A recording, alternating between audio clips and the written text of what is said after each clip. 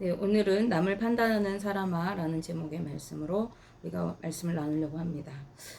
오늘 본문 말씀이 포함되어 있는 로마서 1장 18절에서 3장 20절까지 말씀은 인간에게 이신득의 은혜가 절대적으로 필요할 수밖에 없는 그 근본적인 원인에 해당하는 인간의 전적인 타락과 그렇기 때문에 필연적으로 이루어질 수밖에 없는 하나님의 공의로운 심판에 대해서, 그리고 인간 스스로의 행위로는 결단코 하나님 앞에서 의롭다함을 얻을 수 없다는 인간의 전적 무능에 대해서 함께 이야기하고 있습니다.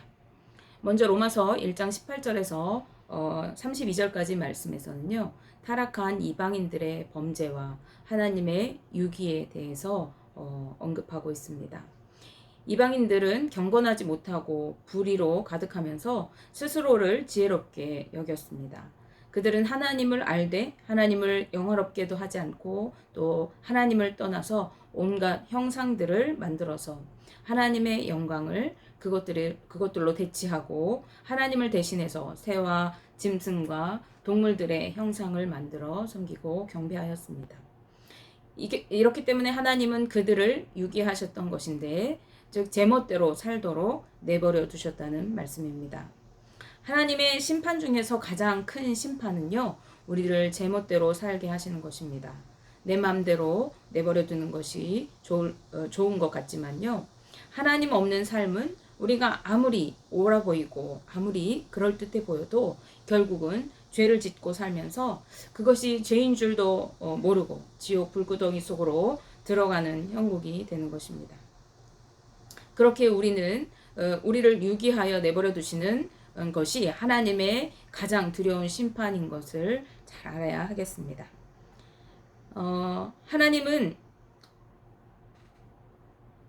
죄로 가득한 이방 민족들을 그들의 마음대로 정욕대로 살도록 부끄러운 욕심에 내버려 두시고 방임하셨습니다. 로마서 1장 24절 말씀에 그러므로 하나님께서 그들을 마음의 정욕대로 더러움에 내버려 두사 그들의 몸을 서로 욕되게 하게 하셨으니 라고 말씀합니다. 영적으로 음란한 그들은요, 하나님을 떠나서 이방의 우상들을 섬겼던 그들은 하나님의 방임하신 가운데서 이제 죄인 줄도 모르고 점점 삶 속에 죄악을 끌어들였습니다. 또한 영적으로 음란하고 타락한 그들은 그 삶이 타락하고 성적인 타락까지 이어져서 심지어는 공공연하게 동성애를 자행하였습니다. 또한 하나님께서는 마음에 하나님 두기를 싫어하던 그들을 상실한 마음대로 내버려 두셨습니다. 상실한 마음은 곧 타락한 마음을 의미합니다. 타락한 마음은 그들로 합당하지 못한 일들을 행하는 결과를 낳게 했습니다. 그들에게는 온갖 불의와 추악과 탐욕과 악한 생각들이 가득하게 되었던 것이죠. 그런데 로마서 1장 32절 말씀을 함께 보시면 그러므로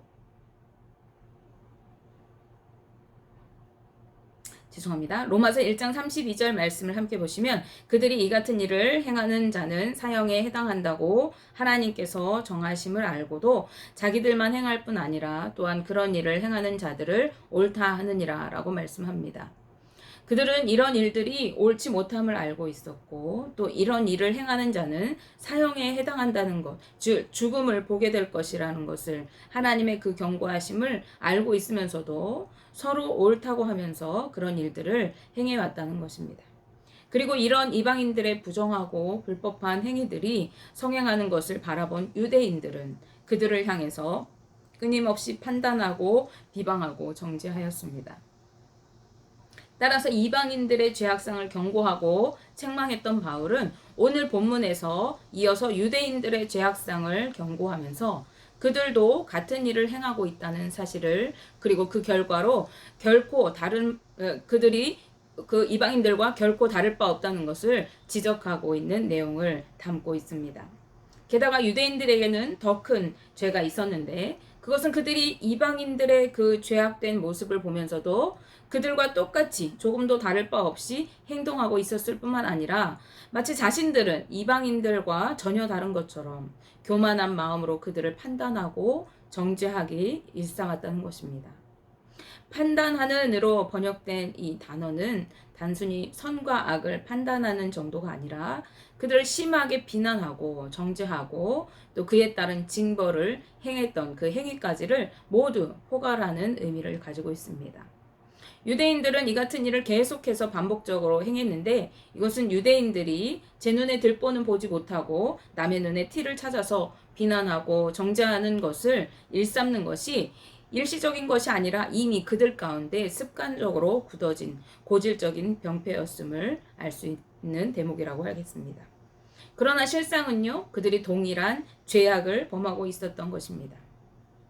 이런 유대인들을 향해서 바울은 타인을 판단하기에 급급한 그들도 자신들이 판단하고 정죄하는 것으로 동일하게 판단을 받고 정죄받게 될 것임을 경고하고 있습니다. 그러므로 우리가 남을 함부로 판단하고 정죄하지 말아야 할 것은요, 우리도 또한 동일한 죄인이고 동일하게 하나님 앞에, 하나님의 그 심판 앞에 서게 될 것이기 때문에 그렇습니다. 그렇기 때문에 예수님께서도 마태복음 7장 2절 말씀에서 너희의 비판하는 그 비판으로 너희가 비판을 받을 것이요 너희의 헤아리는 그 헤아림으로 너희가 헤아림을 받을 것이니 라고 말씀하셨습니다.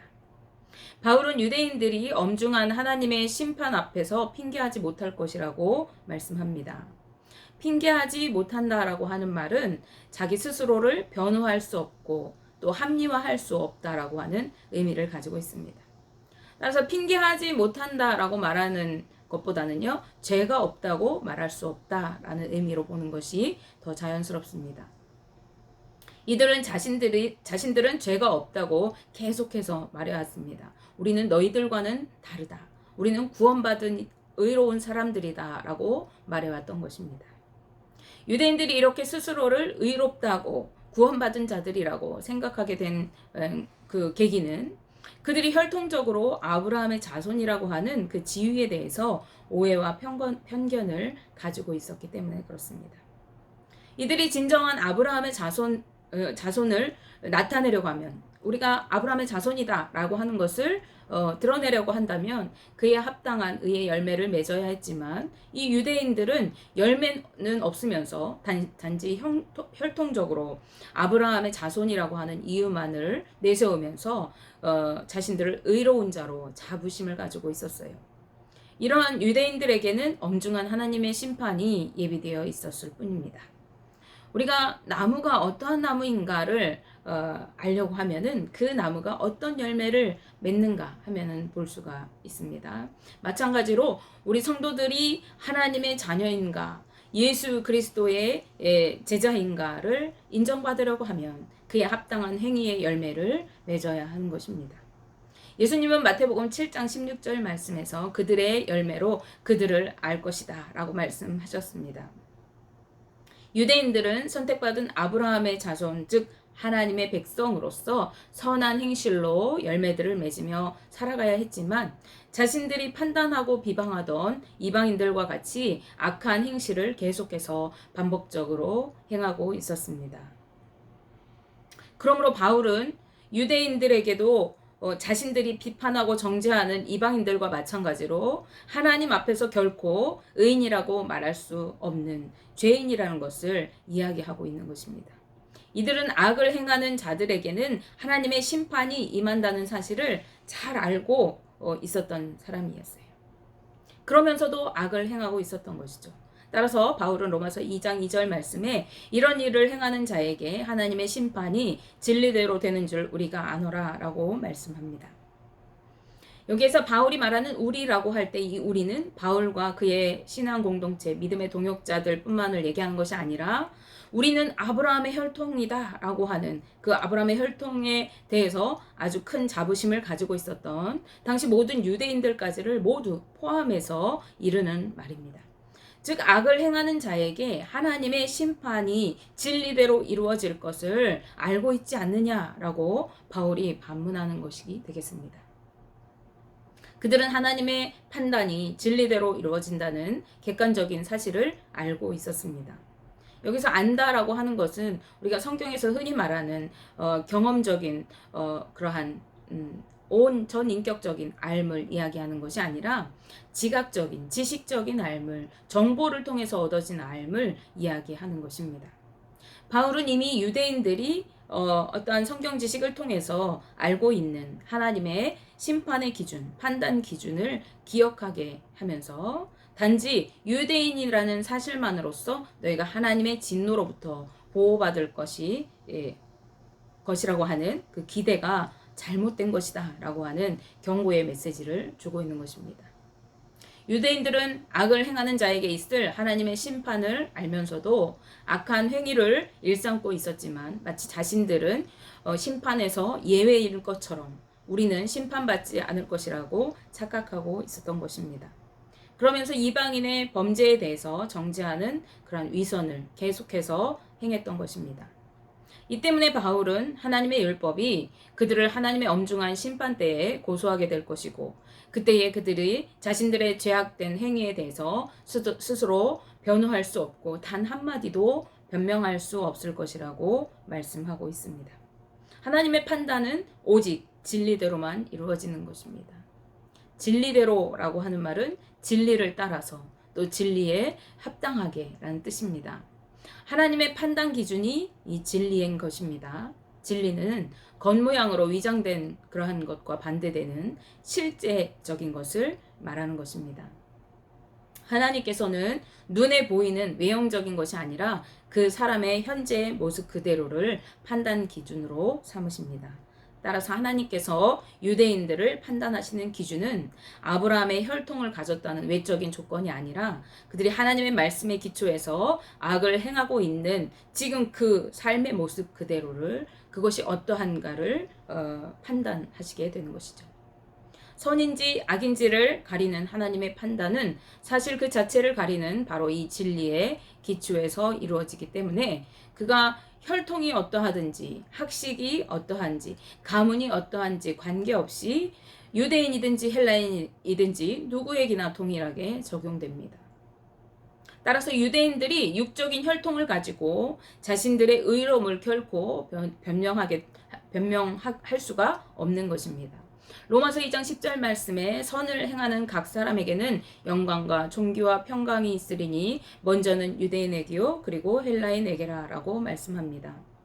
유대인에게 그리고 헬라인에게 동일하게 하나님의 심판과 상급이 있을 것이라는 말씀입니다. 이것은 오늘날 우리 성도들을 향한 바울의 경고이기도 한 것입니다. 우리가 그리스도인이라고 하는 외형적인 이름 또 교회에 다니는 그런 어떤 모습이 우리를 하나님의 약속에 참여하게 하는 것, 우리가 천국에 들어갈 수 있는 어떤 보증이 되는 것이 아닙니다. 우리가 그리스도의 보혈의 피에 죄 씻음을 받은 진정한 그리스도인이 되어야 하는 것인데, 그리고 그 증거로서 그리스도인답게 살아갈 때라야 우리가 비로소 그분을 자녀로 또 예수 그리스도의 제자로 인정받게 되는 것입니다. 또한 바울은요, 같은 죄를 범하면서도 타인을 판단하는 이 유대인들을 향해서 그들의 죄에 대한 하나님의 심판이 아직 나타나지 않은 것은 그들이 의롭기 때문이 아니라 그들이 이방인들보다 더 선하고 더 올바르기 때문이 아니라 그들에게 회개할 기회를 주시기 위한 하나님의 자비하심 때문이라고 밝히고 있습니다. 만일 그들도 회개하지 않는다면 하나님의 진노를 쌓는 것이라는 것입니다. 그리고 유대인들이 비록 택함받은 아브라함의 후손일지라도 그들도 하나님의 심판을 결코 피할 수가 없다는 것을 바울은 엄히 선포하고 있습니다. 바울은 이들이 선민이라고 하는 우월의식 아래에서 어떤 구원관을 가지고 있었는지 잘 알고 있는 유대인 출신이었기 때문에 단지 혈통적인 것으로 아브라함의 후손이라는 외형적인 조건만으로 자신들만이 구원받을 수 있다는 유대인들의 잘못된 생각을 꼬집고 있는 것입니다. 이들은 자신들은 심판에서 면제될 것이라고 확신하고 있었습니다. 그러나 유대인이라는 사실이 하나님의 심판을 피할 수 있는 조건이 될 수는 없습니다. 하나님의 판단은 각 사람이 실제로 마음에 품고 행동으로 나타내는 바로 그것을 가지고 행하시기 때문에 그런데요. 그런데 유대인들은 앞에서 언급한 이방인들의 범죄를 판단하면서도 자신들 역시 그들과 같은 범죄를 행하고 있었고, 따라서 이방인들을 향한 유대인들의 판단은요, 결국에 같은 죄를 저지르고 있는 자신들을 향한 판단이고 정죄였습니다. 따라서 스스로 정죄한 그들은 피할 수 없는 하나님의 심판 앞에서 변명할 수 없는 것입니다. 그럼에도 하나님은 그들에게 회개할 기회를 주고 계신 것입니다. 바울은 하나님의 인자하심과 용납하심으로 회개하게 하신 은혜의 풍성함을 받았던 이 유대인들이 하나님께서 그들을 회개하고 돌아오게 하시기 위해서 베풀어 주신 그 인자하심과 용납하심과 길이 참으심을 깨닫지 못하고 오히려 그것을 자신들의 특권으로 여기면서 베풀어 주신 인자와 용납하심, 그 은혜를 악용하고 죄에 계속 머물러 있으면서 하나님의 은혜를 멸시하였다고 말씀합니다. 이것은 공의로운 하나님의 법정을 멸시하는 유대인들의 교만함을 나타내는 것입니다. 그들은 하나님의 인자하심과 용납하심과 관용하심과 너그러움, 회개하고 돌아오기까지 오래 참아주시는 하나님의 그 은혜를 멸시하였습니다. 그들이 하나님의 이 은혜가 특권으로 주어진 동안에 해야 할 것은 자신들의 죄를 깨닫고 회개해야 했습니다. 하나님께서 보시기에 완고하고 돌이킬 수 없는 마음을 가지고 오히려 죄악된 영적인 상태로 그 은혜를 외면하고 있는 이 유대인들은 하나님의 그러한 뜻을 깨달아 알지 못했습니다. 그래서 더 깊은 죄에 빠지고 말았던 것입니다. 따라서 바울은 유대인들이 하나님의 심판을 피할 수 없는 두 가지 이유를 밝히고 있는데, 그것은 완고함과 회개하지 아니하는 마음이라고 말씀합니다. 완고함이라고 하는 것은 유대인들을 회개할 수 없도록, 회개에 이르지 못하게 가로막는 것입니다. 이것은 뻔뻔스럽고 완고한 마음을 뜻합니다. 이들이 그러한 어두운 마음의 지배를 받고 있었다는 뜻입니다. 죄에 대해 뻔뻔스럽게 되는 것은 멸망으로 가는 지름길이고 영적인 완고함을 뜻하는 것입니다. 영적인 건강 상태가 치명적으로 악화되고 잘못되었다, 병들었다는 것을 보여줍니다. 또한 회개하지 아니하는 마음은요, 잘못된 자리에 머물러 있으면서 깨닫지도 못하고 돌이키지도 않는, 즉 뉘우치지 않는 상태를 뜻하는 것입니다. 이것은 전인격적인 마비 증상을 가리킵니다. 하나님의 인자하심은 자신의 죄를 깨닫고 마음으로 슬퍼하며 의지적으로 행동으로 돌이키기를 원하시는 것인데, 그러한 자들에게 이 하나님의 인자하심이 유효하게 되는 것인데, 그런데 어떠한 동기에서든지 죄악을 범하고도 완고한 마음으로 있는 죄의 그 자리에서 그대로 머물러 있는 자들에게는 이 하나님의 인애하심이 전혀 유효하지 않은 것입니다.